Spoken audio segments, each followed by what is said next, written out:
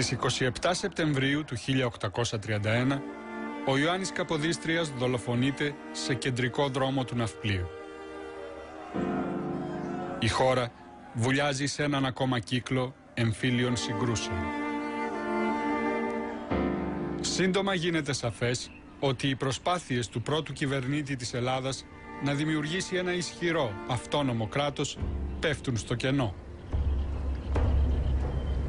Οι Έλληνες δεν μπορούν να διοικήσουν τον εαυτό τους. Αγκιστρωμένοι στον κόσμο της Οθωμανικής περίοδου, αδυνατούν να δουν μπροστά. Προτιμούν να διατηρήσουν τις εξουσίες που απολάμβαναν μέχρι τώρα και αντιτίθενται σε οποιαδήποτε προσπάθεια σχηματισμού ενός σύγχρονου κράτους δικαίου. Όμως οι κυβερνήσεις της Ευρώπης έχουν λάβει τις αποφάσεις τους για το μέλλον της χώρας. Η μόνη λύση είναι να βρουν άμεσα έναν ηγεμόνα και μια ιδεολογία που να ενώσει τους Έλληνες. Έχει έρθει η ώρα να δημιουργήσουν το βασίλειο της Ελλάδας.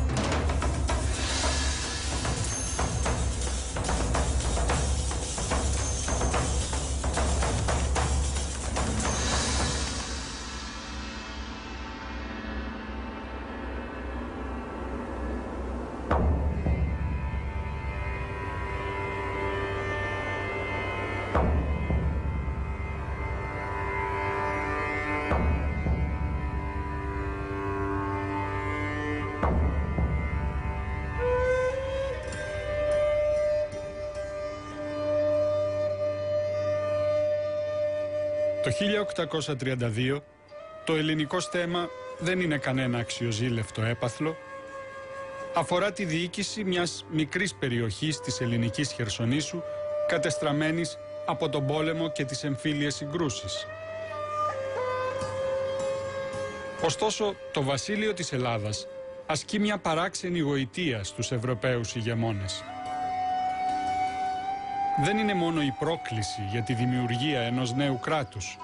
Είναι και ο ενθουσιασμός για τους συνειρμούς που συνδέουν την έννοια του ελληνικού έθνους με την αρχαία Ελλάδα.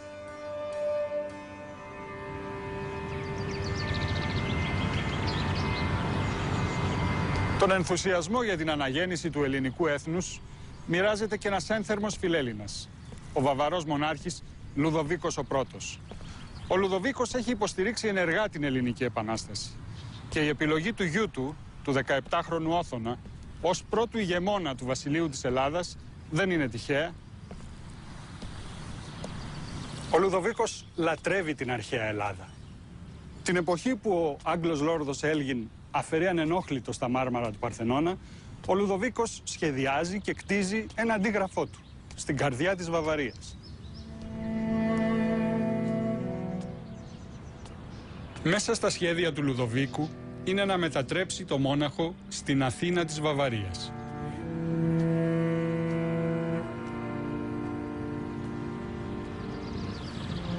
Στα σχολεία του κρατηδίου η διδασκαλία των αρχαίων ελληνικών γίνεται υποχρεωτική. Μέχρι το 1830 η Βαβαρία έχει γίνει η καρδιά του φιλελληνισμού και το Μόναχο μοιάζει πιο ελληνικό από την ίδια την Αθήνα. Βαβαροί ζωγράφοι, με την ενθάρρυνση του Λουδοβίκου, ταξιδεύουν στην Ελλάδα, εμπνέονται από το κλασικό παρελθόν της και την απεικονίζουν σύμφωνα με τις ρομαντικές τάσεις της εποχής. Σε έναν από τους ζωγράφους, τον Πέτερ Φον Χες, ο Λουδοβίκος θα αναθέσει μια πιο ειδική αποστολή. Να απεικονίσει τους ήρωες του 21. Είναι μέχρι σήμερα οι πιο γνωστές εικόνες της Ελληνικής Επανάστασης.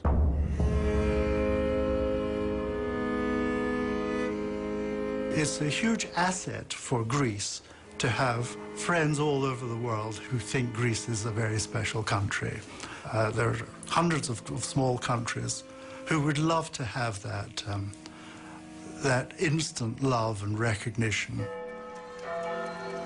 Η Ελλάδα από το 1830 είναι το πρώτο ανεξάρτητο έθνος κράτος στην Ευρώπη.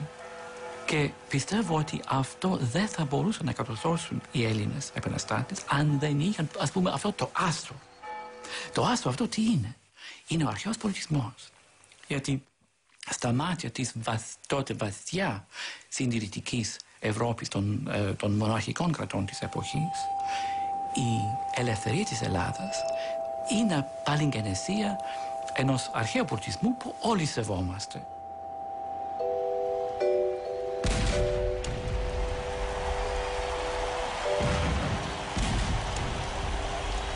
Το πρωί της 6ης Φεβρουαρίου του 1833, ο 17χρονος Όθωνας αποβιβάζεται στον Ναύπλιο.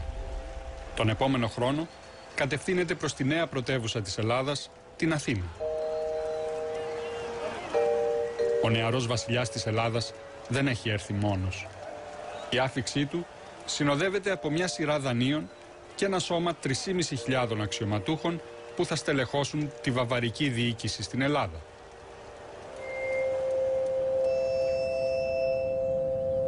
Το έργο τους δεν αφορά μόνο την οργάνωση του ελληνικού κράτους και του στρατού. Από τις κατακαιρματισμένες κοινότητες της ελληνικής Χερσονήσου, οι Βαβαροί πρέπει να σχηματίσουν ένα ενιαίο σύνολο, με κοινή ταυτότητα και εθνική σύμπνοια.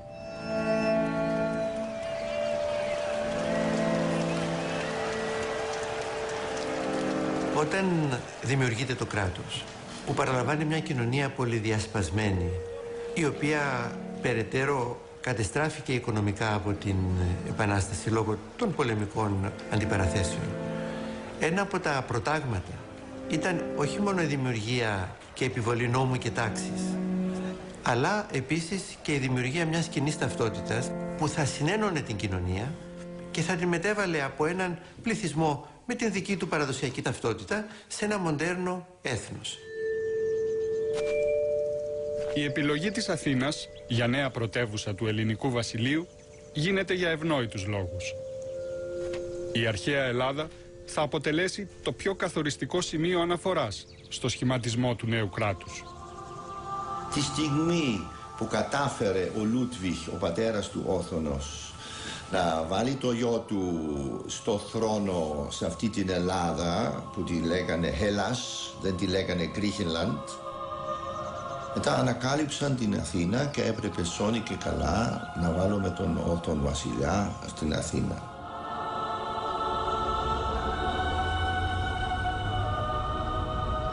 Μέσα στα επόμενα χρόνια, οι Βαβαροί γκρεμίζουν οτιδήποτε θυμίζει το πρόσφατο οθωμανικό παρελθόν της Αθήνας και αναδεικνύουν τα κλασικά μνημεία της πόλης. Η πρωτεύουσα της Ελλάδας ξαναχτίζεται με πρότυπο το Μόναχο.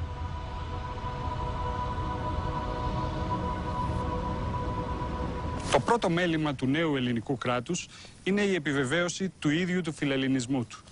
Μόλις ο έφηβος Όθωνας πατάει το πόδι του στη χώρα, αλλάζει το νόμισμά της. Επαναφέρει μετά από 2.000 χρόνια τη δραχμή και καταργεί το λιγότερο συμβολικό φοίνικα του Καποδίστρια. Δρόμοι και γειτονιές της Αθήνας παίρνουν ονόματα αρχαίων φιλοσόφων, ηρώων και τραγικών. Οτιδήποτε θυμίζει η αρχαία Ελλάδα γίνεται έμβλημα του νέου βασιλείου.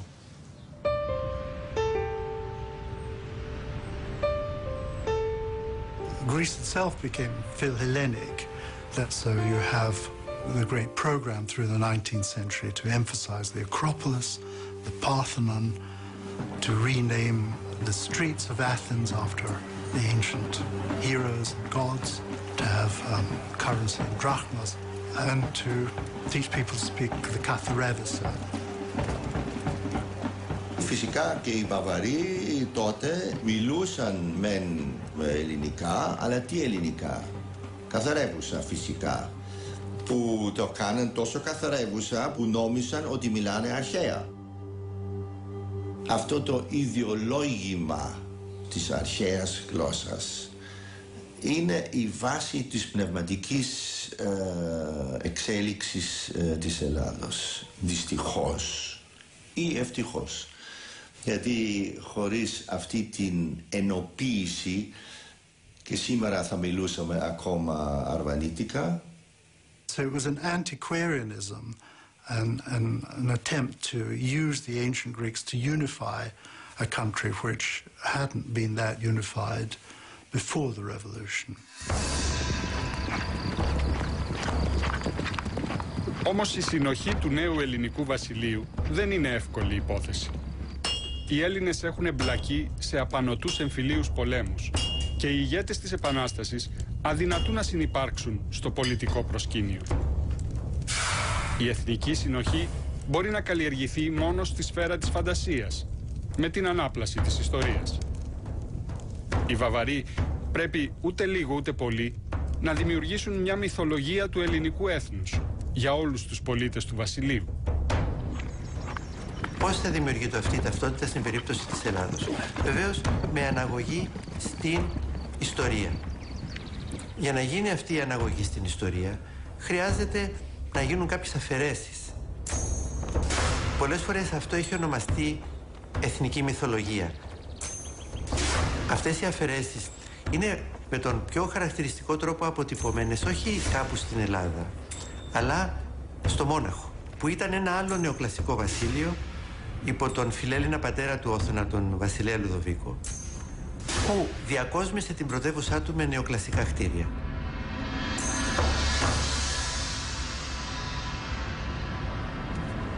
Ένα από αυτά τα κτίρια είναι τα προπήλαια του Μονάχου.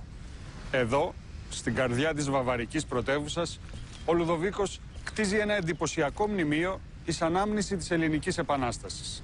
Στις μαρμάρινες πλάκες του, με κεφαλαία ελληνικά γράμματα, αναγράφονται τα ονόματα των πρωταγωνιστών του 1821.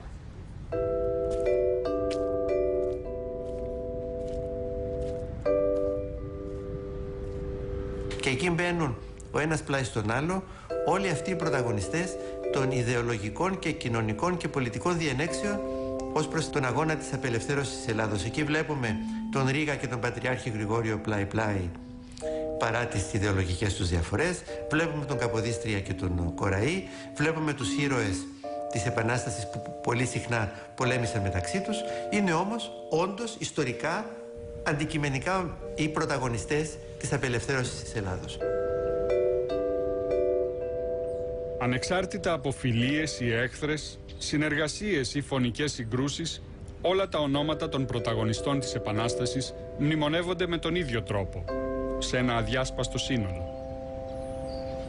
Το βαβαρικό μνημείο δίνει με τον πιο ξεκάθαρο τρόπο τον τόνο για το πώς πρέπει να γραφτεί η ιστορία του 1821. Και αυτό, αν θέλετε, είναι και ο μύθος του 21. Είναι ότι ένας λαός μπορεί να αρθεί πέρα από τις κακομοιριές του, πέρα από τις πονηριές του, πέρα από τον αγώνα για την επιβίωση, πέρα από τα καπάκια που κάνανε οι διάφοροι αρματολοί, και να ζήσει, να δείξει, να δώσει ένα παράδειγμα μεγαλείου. Αυτό είναι ο μύθος του 21 που έχει μία βάση. Είναι πραγματικός μύθος. Όλοι οι μύθοι άλλωστε έχουν και μια πραγματική βάση, δεν είναι τυχαίοι.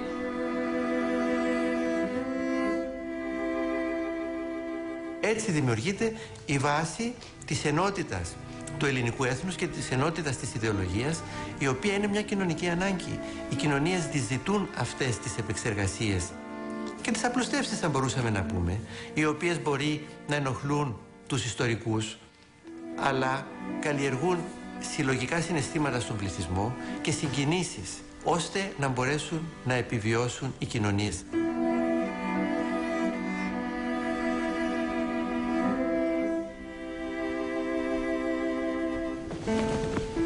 Για να ξεφύγει από την αναρχία και τη διάλυση, το νεόκοπο βασίλειο της Ελλάδας αναζητεί κάποια ισχυρά ενοποιητικά στοιχεία. Ένα από αυτά είναι η Εκκλησία. Η χριστιανική ταυτότητα εξακολουθεί να συνδέει τις κοινότητες της Ρούμελης και της Πελοποννήσου περισσότερο από την αρχαιολατρεία.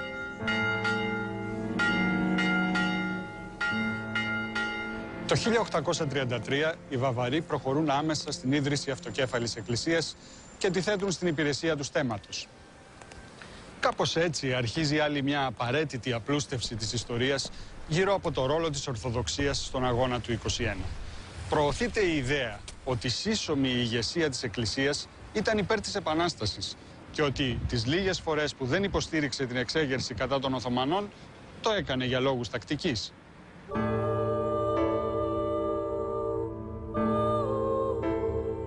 Ο Γρηγόριος ο Πέμπτος, όταν αποκήρυξε την Επανάσταση και αναθεμάτισε τον Αλέξανδρο Υψηλάντη, δεν το έκανε, είπαν πολλοί, το έκανε επίτηδες για να ρίξει τάχτη στα μάτια. Αστείο πράγμα.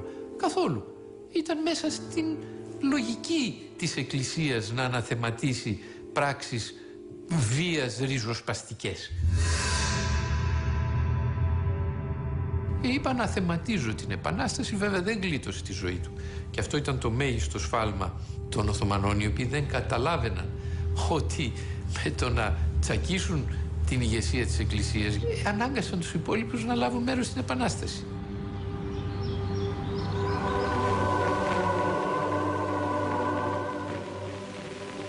Η Εκκλησία μας υπήρξε ένα αληθές εθνικό θησαυροφυλάκιο και ιερό εθνικό εργαστήρι, που μέσα του κατά τους σκοτεινούς χρόνους της δουλείας ζωογονούνται και αναθερμαίνονται τα εθνικά ιδανικά και τελείται το μυστήριο της εθνικής Αναστάσεως.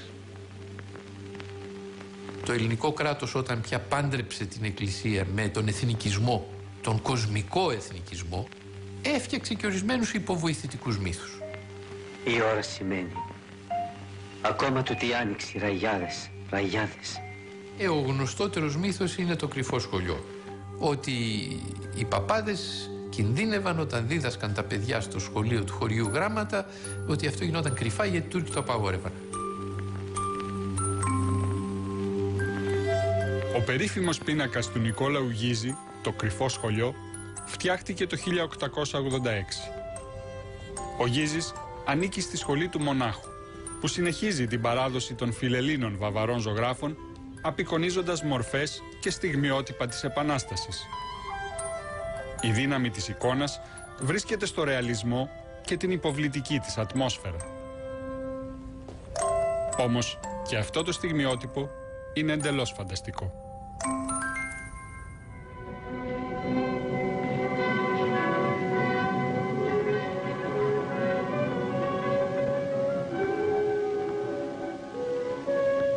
Έτσι λοιπόν, παιδιά, και εσείς, τα νέα βλαστάρια, πρέπει να αγωνιστείτε μόνοι σας στην ψυχή για να ξαναγίνει η Ελλάδα μας ελεύθερη. Μη σας νοιάζει, παιδιά. Το κρυφό σχολείο είναι δημιούργημα του ελληνικού κράτους μετά. Γιατί? Για να τονώσει, να δώσει μια ξεχωριστή θέση στη θρησκεία, στον τρόπο που διδάσκεται η θρησκεία στα σχολεία. Η θρησκεία δεν πιστεύει στα εγκόσμια. Ετοιμάζει τους καλούς χριστιανούς για την άλλη ζωή. Ο κώδικας δεν περιλαμβάνει επαναστάσεις. Η επανάσταση είναι κακό πράγμα. Δεν είναι θέληση του Θεού εσύ να σηκωθείς και να τα κάνεις λίμπα. Όταν όμως έρχεται το ελληνικό κράτος, το οποίο είναι προϊόν της επαναστάσεως, πρέπει να βάλει και την Εκκλησία στην γενεαλογία των επαναστατών. Βεβαίως υπήρξαν παπάδες επαναστάτες, αλλά δεν ήταν ας πούμε η επίσημη εκκλησία.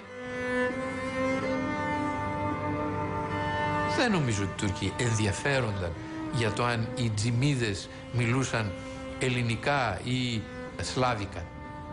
Τους απασχολούσε η δική τους η πιστή να μιλάνε τις γλώσσες του Ισλάμ.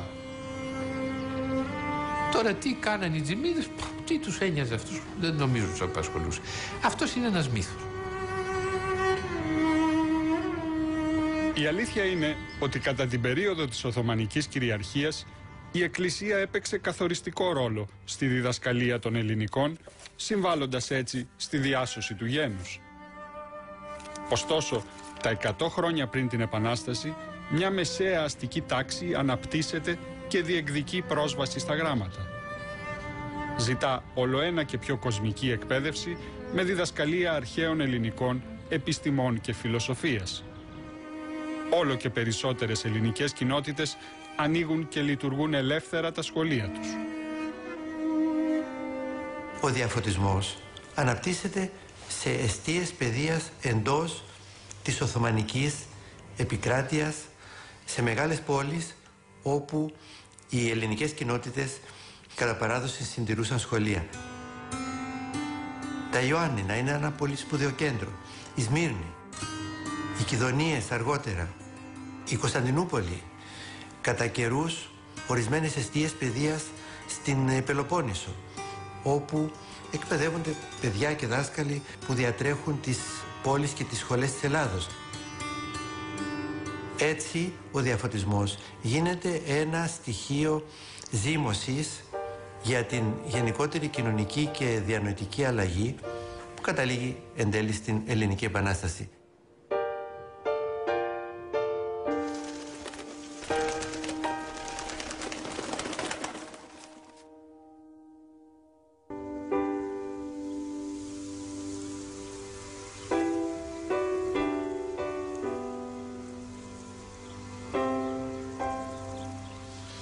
Επτά χρόνια μετά την έναρξη της Επανάστασης, ο κυβερνήτης Ιωάννης Καποδίστριας ρωτήθηκε από τους ηγέτες των μεγάλων δυνάμεων για τον πληθυσμό των Τούρκων που κατοικούσαν στην Πελοπόννησο. Ο Καποδίστριας έδωσε δύο νούμερα. Πριν από το 1821, 42.750. Μετά από το 1821, κανένας. Είναι αλήθεια δύσκολο να φανταστεί κανείς σήμερα ότι κάποτε η Ελλάδα φιλοξενούσε ένα μεγάλο πληθυσμό Τούρκων. Ζούσαν σε μικρές κοινότητες σε όλη την ελληνική επικράτεια.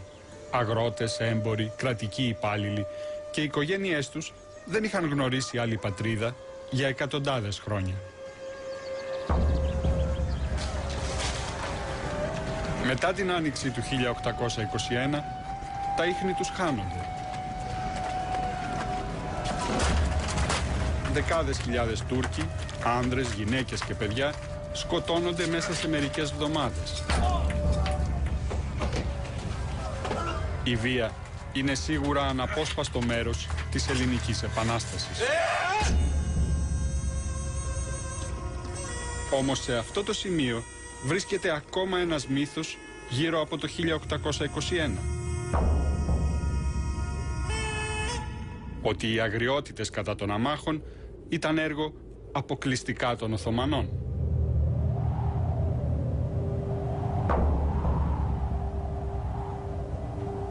Οι περισσότεροι μύθοι κατασκευάζονται στα σχολεία.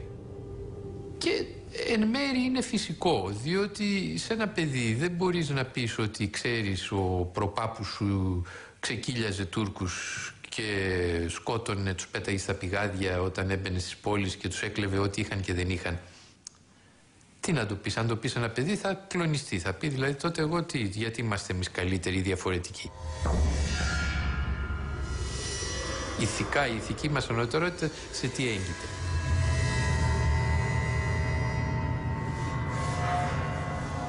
Well, certainly in Western Europe in the previous century, the great wars of religion, it was essentially the same, that those who resisted were often put to death.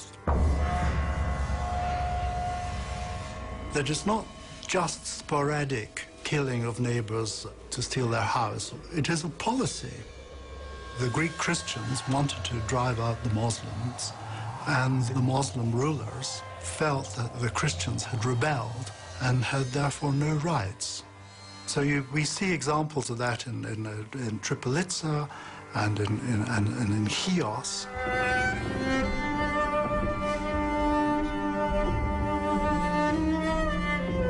Η Χίος έγινε το υπόδειγμα της τραγωδίας της καταστολής. Για τους ξένους όλους έγινε ένας σταθμός. Η Χίος έγινε πασίγνωστη. Ενώ υπήρξαν και άλλες σφαγές, η της Χίου έγινε η γνωστή σε όλο τον κόσμο. Among the records are the ambassadors saying to the Ottomans, "You really can't go on like this, massacring people." And they say, "Well, you must allow us. This is our empire, and these are the customs of our religion." Η βία είναι μέρος της ζωής της εποχής. Για να επιβιώσουν οι άνθρωποι, για να επιβληθούν, ασκούσαν βία. Όταν έμπαιναν σε μια πόλη και κατέσφαζαν τον πληθυσμό, δεν είναι περίεργο. Τώρα όλοι μένουν κατάπληκτοι. Μα έγιναν, λέει, στην Τριπολιτσά ακρότητες. Βεβαίως έγιναν ακρότητες στην Τριπολιτσά. Και αντίστοιχα οι Τούρκοι διέπραξαν φοβερές ακρότητες αλλού.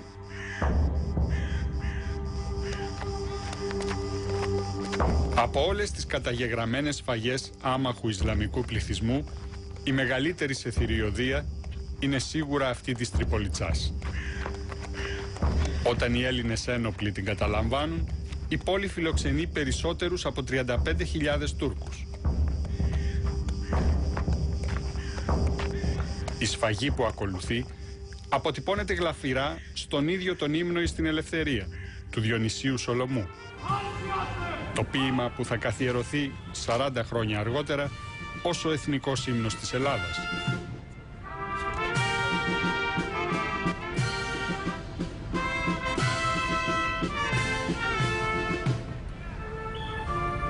Οι περισσότεροι από εμάς γνωρίζουν μόνο τις 2 από τις 158 στροφές του ποίηματος του Σολομού.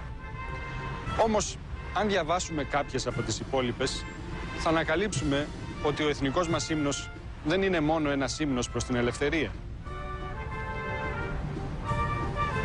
Κοίτα χέρια απελπισμένα, πώς θερίζουνε ζωές. Χάμου πέφτουνε κομμένα, χέρια, πόδια, κεφαλές. Και παλάσκες και σπαθία, μολοσκόρπιστα μυαλά και μολόσχιστα κρανία, σωθικά λαχταριστά. Προσοχή καμία δεν κάνει κανείς, όχι στη σφαγή. Πάνε πάντα εμπρός, φτάνει, έως πότε η σκοτωμή. Ο εθνικός μας ύμνος, εκτός από ύμνος προς την ελευθερία, είναι και η ομοία αποτύπωση της ίδιας της βίας, της Επανάστασης. Νομίζω ότι ο Σολομός είναι πολύ λιγότερο αφελής από ό,τι πιστεύουμε γενικώς. Άλλωστε, αν διαβάσει κανείς και τους στίχους του ύμνου προς την ελευθερία, αποδίδει και ποιητικά αλλά και ρεαλιστικά την πραγματικότητα εκείνης της εποχής. Η Επανάσταση του 21, όπως όλες οι ένοπλες εξεγέρσεις, είναι μια βίαιη υπόθεση. Σφαγές και αντίπεινα, επιδημίες και πείνα, εμφύλιες συγκρούσεις και δολοφονίες, λαιλασία, προσφυγιά και σκλαβιά. Όλα αυτά αποτελούν μια πραγματικότητα που τόσο οι Έλληνες όσο και οι Τούρκοι θέλουν να ξεχάσουν. Το νεοελληνικό κράτος πρέπει να στηθεί μέσα στο χάος και για να τα καταφέρει πρέπει να σβήσει ένα μέρος από το πολυτάραχο παρελθόν του.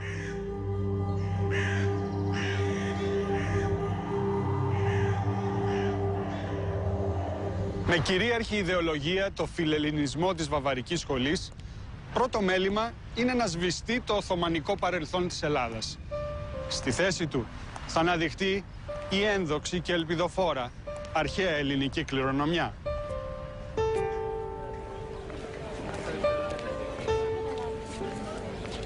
Στην Αθήνα, όπως και σε κάθε γωνιά της χώρας, βλέπουμε τα απομεινάρια ενός κόσμου, ο οποίος φαίνεται να διαλύθηκε στα εξών συνετέθη, ευνίδια και με μεγάλη βιαιότητα.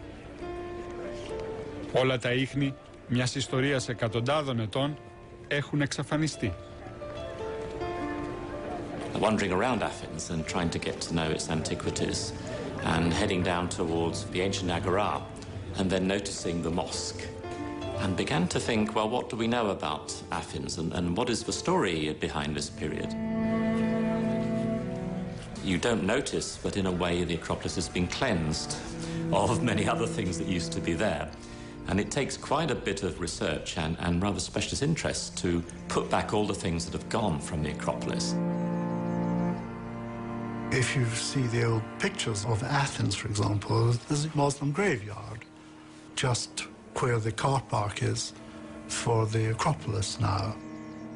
Not only did the people leave or were forced to leave, but the physical monuments of their having been there have also largely gone. There are many mosques, for example, in Athens, many minarets, but you look hard now to find any remains of those. And there was a village, of course, up there. There was a village of the late Ottoman period of long houses, which we see from some very nice pictures taken at the time. And an enormous fortification originally built by the Crusaders with crenellations running all the way around the Acropolis.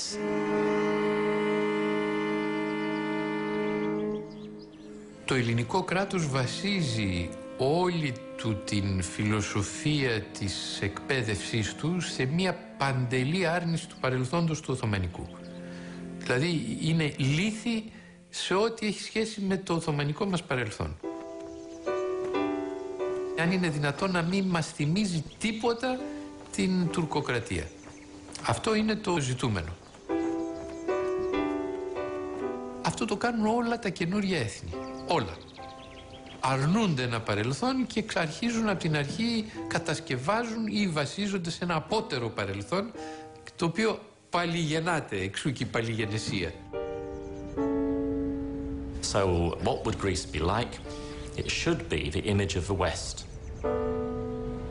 That is the image we want to create. So if we wanted to resurrect Greece as an important country, the model would be its greatness in the classical period. So if you rebuild Athens, you build neoclassical university building, a neoclassical royal palace, and so on. The modern Greek state deliberately builds this story.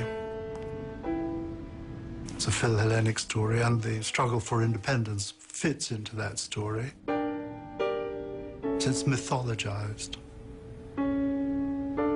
I don't think one could simply say it's a Greek problem because largely it was created by Western scholars.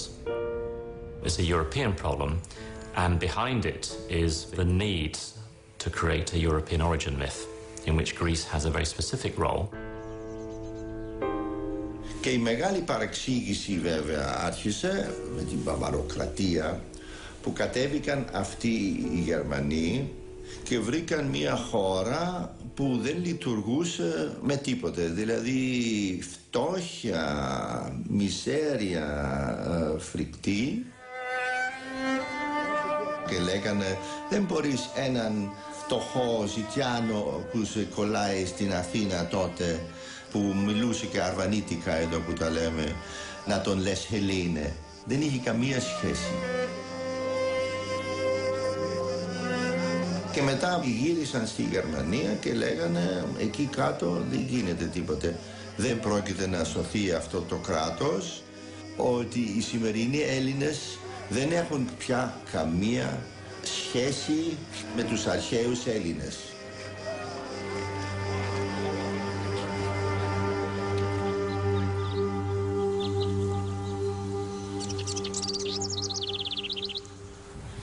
Την εποχή που το βασίλειο της Ελλάδας προσπαθεί να εδραιωθεί, ένας βαβαρός ιστορικός, ο Φαλμεράιερ, αναπτύσσει μια νέα θεωρία, με κίνητρα και απόψεις που στρέφονται κυρίως κατά της μοναρχικής δυναστείας της χώρας του. Στόχος του, να καταρακώσει τον υπέρμετρο φιλελληνισμό των ηγεμόνων της πατρίδας του. Ο Φαλμεράιερ υποστηρίζει ότι φυλετικά οι σύγχρονοι Έλληνες δεν έχουν καμία σχέση με τους αρχαίους. Όπως είναι φυσικό, η θεωρία του προκαλεί μεγάλη αναταραχή στο βασίλειο της Ελλάδας. Όχι τόσο γιατί δεν επιδέχεται το σοβαρό αντίλογο των ιστορικών, όσο γιατί σαμποτάρει την καθιέρωση ενός βολικού μύθου για το καθεστώς του ελληνικού στέμματος και των υπηκόων του. Ο Φαλμεράιερ ως ιστορικός εκνευρίστηκε, φαίνεται, από τη βλάστηση του φιλελληνισμού στη Βαβαρία και βάλθηκε να αποδείξει ότι αυτή η μυθολογία είναι ψευδής. Ο Φαλμεράιερ έφερε πάνω στη σκηνή τις ενδιάμεσες ιστορίες από τη ρωμαϊκή κατάκτηση της αρχαίας Ελλάδας μέχρι από τις σλαβικές εισβολές του 6ου αιώνα και την άφιξη των Αλβανών πάλι στο Μοριά στο 14ο αιώνα. Άρα, σύμφωνα με το Φαλμεράιερ, η αλυσίδα που συνδέει άμεσα την αρχαία Ελλάδα με τη σύγχρονη δεν υπάρχει. Έχει σπαστεί όχι μόνο μια φορά, 3 φορές. Δηλαδή, ο Φαλμεράιερ είναι ο κατεξοχήν εχθρός των Ελλήνων, ο κατεξοχήν, αν θέλει, στην Ελλάδα. Η θεωρία του Φαλμεράιερ αμφισβητεί ανοιχτά τη σύνδεση της σύγχρονης με την αρχαία Ελλάδα, τη συνέχεια του ελληνισμού ως έθνους. Αυτή τη στιγμή μπαίνουν στη σκηνή 2 μεγάλες προσωπικότητες της ελληνικής ιστοριογραφίας. Ο βυζαντινολόγος και λαογράφος Σπυρίδων Ζαμπέλιος και ο ιστορικός Κωνσταντίνος Παπαρηγόπουλος. Σύμφωνα με τα συγγράμματα των 2 αυτών ανθρώπων, ξεκινώντας μόνο τη δεκαετία του 1850 και μετά, διαμορφώνεται μια συνέχεια του ελληνισμού. Κοιτάξτε, όπως και ο Παπαρηγόπουλος υποστήριξε, δεν υπάρχει ασυνέχεια στην ιστορία. Η ιστορία εκφράζεται με περιοδικές αλλαγές και μεταβάσεις. Υπάρχουν μεταβατικές περίοδοι και περίοδοι στασιμότητας. Με τον τρόπο αυτό, τα ρήγματα που είχε εντοπίσει ο Φαλμεράιερ και στα οποία επέμενε ο Φαλμεράιερ γίνονται ακριβώς η συνδετική κρίκη. Γιατί σύμφωνα με τον Παπαρηγόπουλο και τον Ζαμπέλιο, η ευφυΐα του έθνους ξαναγεννιέται, αλλαγμένη αλλά και όλο η ίδια. Οι διαξυφισμοί των ιστορικών της εποχής δεν αποτελούν μόνο μια θεωρητική άσκηση γύρω από τα ιδεολογικά προβλήματα της ιστορίας. Φανερώνουν και ένα πρακτικό πρόβλημα που το ελληνικό βασίλειο πρέπει να αντιμετωπίσει άμεσα. Την ενσωμάτωση ενός πολύ ετερόκλητου πληθυσμού σε ένα εθνικό σύνολο. Αφορά κυρίως τους κατοίκους αλβανικής καταγωγής, τους λεγόμενους Αρβανίτες, οι οποίοι είχαν συμβάλει καθοριστικά στις στρατιωτικές επιτυχίες του αγώνα.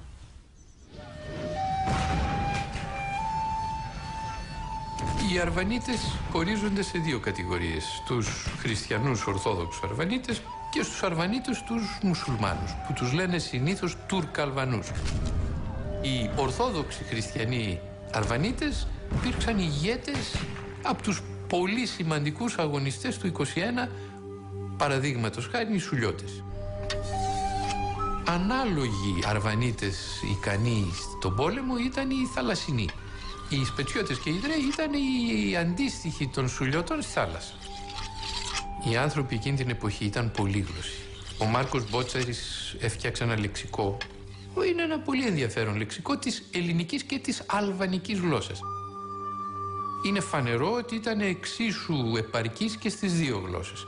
Και θα προσέθετε ότι πρέπει να ήξερε και τουρκικά, για να συνεννοείται. Άρα 3 γλώσσες σίγουρα ήξερε. Ο Κολοκοτρώνης επίσης. Είναι πάρα πολύ δύσκολο να μιλήσουμε για αμιγώς Έλληνες σε μια πολυεθνική αυτοκρατορία, όπως δεν μπορούμε να μιλήσουμε και για αμιγώς Αλβανούς, για αμιγώς Τούρκους. Χαρακτηριστικά ο Παπαρηγόπουλος μάλιστα αναγκάζεται κάποια στιγμή να μιλήσει για την προσέγγιση Αλβανών και Ελλήνων. Και βρίσκει πολύ φυσικό αυτοί, όντας χριστιανοί Ορθόδοξοι, να είναι ίσως οι πιο εκλεκτοί υποψήφοι για ένταξη μέσα στο ελληνικό έθνος. μιλάει για τον ιδανικό συνδυασμό του ελληνικού και του αλβανικού στοιχείου, λέγοντας ότι ενώ το ελληνικό στοιχείο έχει τη διανοητική υπεροχή, κάποια εκλέπτυνση πολιτιστική, το αλβανικό στοιχείο φέρνει μέσα στην ελληνική φυλή, όπως λέει, ζωντάνια, ορμητικότητα, γενναιότητα, και αυτή η προσέγγιση των δύο στοιχείων ουσιαστικά καθορίζουν τι είναι η σύγχρονη Ελλάδα. Οι Αρβανίτες ενσωματώθηκαν στο ελληνικό κράτος και έγιναν υπερέλληνες κατά κάποιο τρόπο.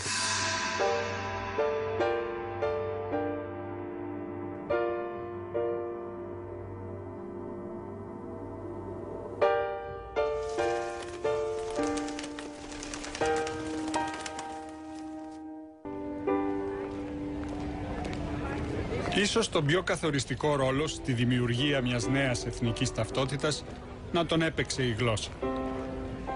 Τα ελληνικά δεν ήταν μόνο η γλώσσα της Ορθοδοξίας και του εμπορίου. Ήταν η γλώσσα που είχε μεταφέρει τις ιδέες του διαφωτισμού, της Γαλλικής Επανάστασης και της εθνικής ανεξαρτησίας. Είναι κάτι που αντιλαμβάνεται και ο Καποδίστριας στα πρώτα ηρωικά χρόνια που προσπαθεί να θέσει τα θεμέλια ενός νέου κράτους. Η ίδρυση σχολείων και του πρώτου πανεπιστημίου στην ερημωμένη Ελλάδα της εποχής έχει καθοριστική σημασία.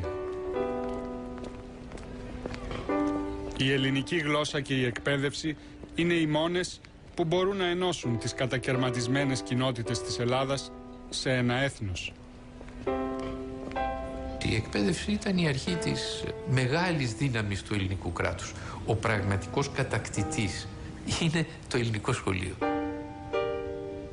Τι είναι αυτό που προσδιορίζει το έθνος ενός λαού?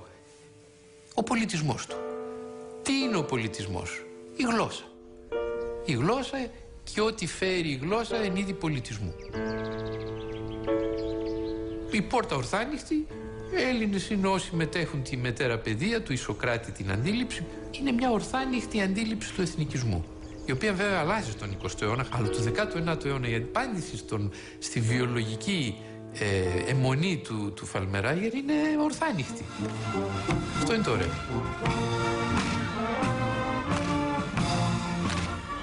Χαρακτηριστικά παραδείγματα είναι η υιοθέτηση της φουστανέλας. Η φουστανέλα ήταν ένα ένδυμα το οποίο οι αλβανόφωνοι κάτοικοι των Βαλκανίων φορούσαν κατά κανόνα. Η προεδρική φρουρά σήμερα, για παράδειγμα, σαν χαρακτηριστικό της έχει τη φουστανέλα, η στολή βασίζεται στη φουστανέλα. Ένα καθαρά αλβανικό ένδυμα, εάν θέλουμε να μιλήσουμε με εθνικούς όρους. Σε αντίθεση με όσους υποστηρίζουν ότι ο εθνικισμός έχει μόνο την ομογενοποίηση σαν στόχο του, βλέπουμε ότι ενέχει μέσα του στοιχεία διαπραγμάτευσης που του επιτρέπουν να έχει μια ελαστικότητα. Χρειάζεται μια ευληγησία. Ένας λαός πρέπει να μάθει να προσαρμόζεται κατά κάποιον τρόπο, να κάνει καινούριους λογαριασμούς με την σύγχρονη πραγματικότητα. Και αυτή είναι μάλλον η επικρατούσα ακόμα σήμερα συνείδηση στην Ελλάδα, ότι πρόκειται για ένα έθνος που είναι παμπάλιο, αλλά που υπέστη πολλές αλλαγές και τροποποιήσεις μέσα στην πορεία του. Η καινοτομία ήταν στο σημείο που οι Ρωμαίοι αποφάσισαν να γίνουν επισήμως όχι μόνο παιδιά των Ελλήνων, απόγονοι των αρχαίων, αλλά και Έλληνες σημερινοί.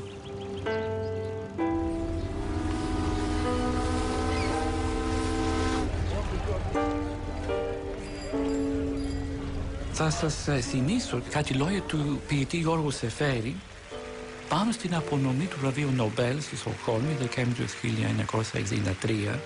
Ο Σεφέρης λέει: «Δεν θα πω ότι είμαστε το ίδιο αίμα με τους αρχαίους, γιατί αποστρέφουμε τις φιλετικές θεωρίες. Αλλά ζούμε πάντοτε σε αυτόν τον τόπο και βλέπουμε τα ίδια βουνά να τελειώνουν στη θάλασσα».